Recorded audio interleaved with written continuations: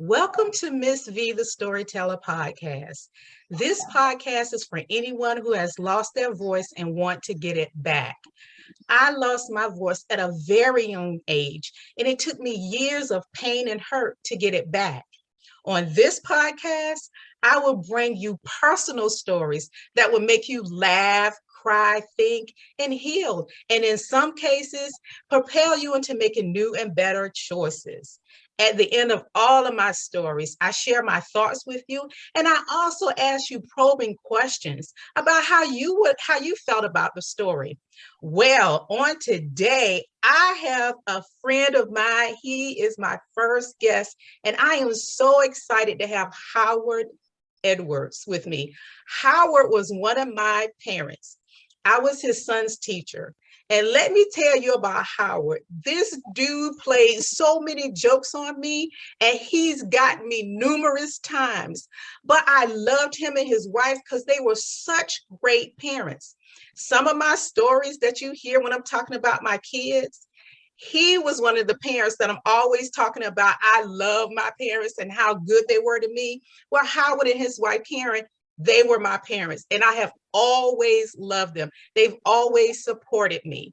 With all of that said, I want Howard to share just a little bit about himself with us. Yeah, my name is Howard Edwards. I was born and raised in Norfolk. Graduated from Moore High School and Norfolk State University. Currently, as she said, I'm married to Karen. We have two children. I'm employed. I'm a nuclear pharmacy technician, and I have a small business that I've been the owner of 28 years. That's amazing. So you have two children, you work a full-time job, and you have a job on the side. That is amazing. Well, the reason why I chose another reason why I chose Howard to be on my show is because I want a male perspective. I have so many stories out there, and I want to get a man's point of view because you know my point of view. You know, when I share my thoughts with you, but sometimes you want to hear what someone else thinks about a story. So, Howard, what story resonated with you? The story that resonated with me was the journaling story. Journaling through my feelings. Journaling through my feelings. Yes. That's the one. Yeah. Yeah. So what was it about that story that gravitated you to it? Well, what gravitated it to me is the fact that I journal, and I have journaled for many years. I was introduced to journaling in college. That's right around the late 80s, early 90s. Wow. But I mean, I didn't. It's like I did, a few, maybe dozen entries, and then I stopped, and then I picked it up again in about maybe 2006, 2007, because life can get rough sometimes, and I began to suffer with. I mean, I always had anxiety as a kid, just living in the hood, Yeah. didn't bring that on. But then I had to deal with depression, real. So that was one of the things that helped me to get through those low points, was to come home and put my thoughts on paper. And not only that, I would like read the Bible a lot. Yeah. And then as the Spirit spoke back to me, I would write that stuff down. Every day I came home with these little sheets of paper, and they're all over the house even now. Well, not Wow. all over the house, but I would come home every day and write my feelings down, and it really helped me. Yeah, it's so interesting you said that because, first of all, I didn't know any of this about you because you've always been so funny to me, telling jokes and all that. But I can also tell with that when you just said, because on Facebook, Howard and I are Facebook friends. And sometimes Howard, he would come with a word and he would be so deep. And I'm like, Howard, but I love the fact that you are a man and you journal, because I really wouldn't think that a man would be someone that sits down and journal, but it's so encouraging to me to know that men are out there and they actually journal. And I also connect with you with, I didn't have depression, but I had a lot of hurt and pain because I didn't talk for the longest time. When you and Karen met me, I was just gaining my voice back because I had stopped talking for years, and God was giving me my voice back. But I had a lot of hurt and a lot of pain inside of me, and I had no way to release it. So someone told me, they said, why don't you start journaling? And I start journaling. And that was like me going to therapy, because Black people don't do therapy. But No, they don't. nowadays it's coming in, we're doing it better. But before, Black people didn't do therapy. So we had to have an outlet. And Yeah. journaling for me, as well as you, that helped me to get a lot of that stuff out, because I was carrying it so much and I was so bitter towards people. And, I was cussing people out and cutting them up. And I was like, no, I can't do that. So I start writing things down, and out of me journaling, I start writing poems, I start Mhm. writing books, I start writing this podcast. And it was like it became more than just an outlet. It became like a tool. It became like a passion of mine. So is there anything else you do besides journaling to help you with your feelings and your emotions? Well, I like to read, and believe it or not, cleaning is very therapeutic. So sometimes when I'm like, working, and I'm cleaning, that's like a relief, um, for me. And maybe the last thing, especially since it's spring, I got this old 1988 Mustang. I love it. Yes, I And know. yeah. I know well about that car. Yes. So, I work on it. Once it gets warm, I work on it. So yeah, that's what usually what I do to spend my time, and to just to relax.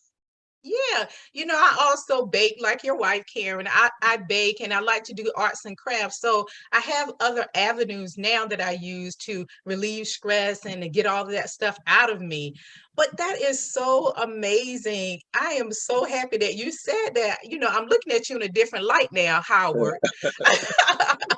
So, at the end of my stories, I always ask probing questions and, to make you think of whatever. And we kind of talked about it a little bit. We talked about how do we deal with, how do you deal with your feelings and emotions? And you share your car, music, and certain things like that. But have you ever taught your children about journaling, or do they journal, or do you know how they deal with their feelings and emotions? Uh, well, no, but I mean, they see me journaling, they see me writing, but as far as what they're doing, I really can't say. I guess when they have a problem, it's mine, it's my problem. So I guess that's what they do. So, They give it yeah. to me. You So y'all know. have such a good relationship that they can just come to you and they can talk to you about anything. So Oh, oh, basically, you are their journal.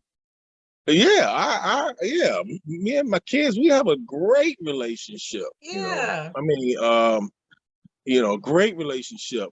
It's nothing that I don't think they would, be afraid to come to me and talk about. And I've, one of the reasons why I dealt with my mental situation is I Hmm. did not want to pass. Um, I didn't want to pass that negativity on to my children.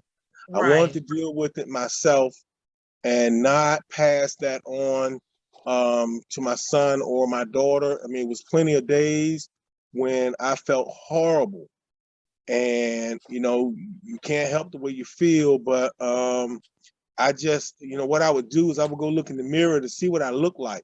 And I said, well, it doesn't look like anything's wrong with me. So since it doesn't look like anything's wrong with me, I'm just going to carry myself as if there is nothing wrong with me. You know what I'm saying? So I don't scare them.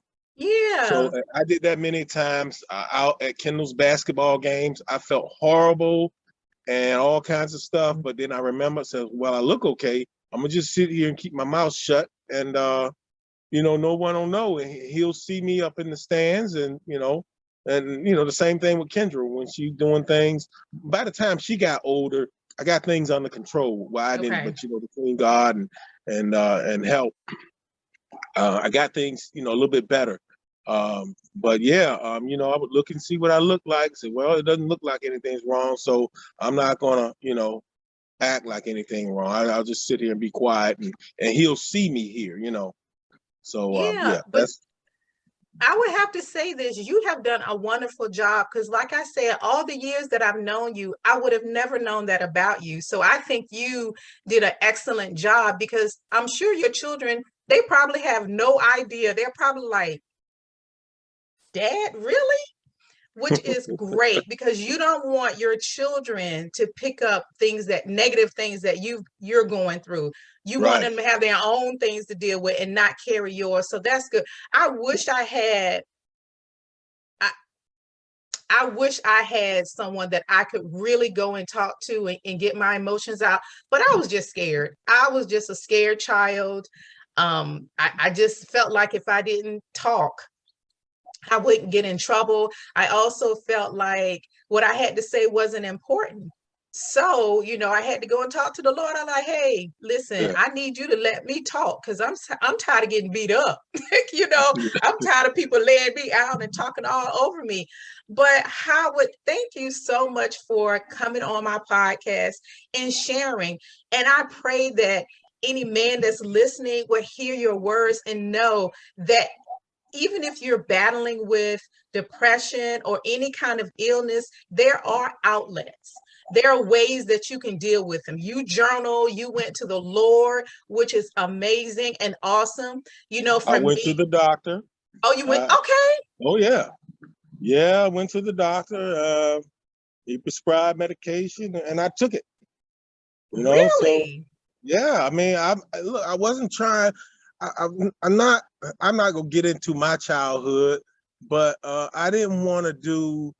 My mother. I used to be so frustrated as a kid. And I remember one time I was complaining to my mother. I said, "Mom, why is Dad, she said, well, how when you get grown and you have kids, don't do that to them. So Hmm. I didn't. I wanted to be a different dad, and I'm not trying to put my pops down. He Oh did no. what it was. See, he had issues too. If he had just went and got him some help, you know what I'm saying? It would Yeah, have, I you understand know, because I had daddy issues, and that's why I lost my voice. That's yeah, exactly one of the reasons why I did, but I'm so grateful because today me and my father, we get along great. I've forgiven him, and I realized that he did the best that he could. He was yeah, doing the best that he could. But as a child growing up in it, you wish things could have been differently. But one other yeah, thing I wanted to really appreciate you for saying is that you did go to the doctor and you yeah. did seek help. You didn't try to self-medicate. And I No, think sometimes men get so, and this is just from me, a woman's perspective. That's why I have you to give the man. But sometimes I feel like men feel like, oh, I'm a man, I'm strong, I can handle this. And it's like, no, go get yourself some help. No, because I did. I went and got myself some help because I needed it. yeah. All right. Well, thank you again, Howard. And I know that your wife has a business. So I want you to let my listeners know about her business because if I don't want her telling me I had a platform and you did not, I didn't give you an opportunity to share. So please tell everyone about your wife's business.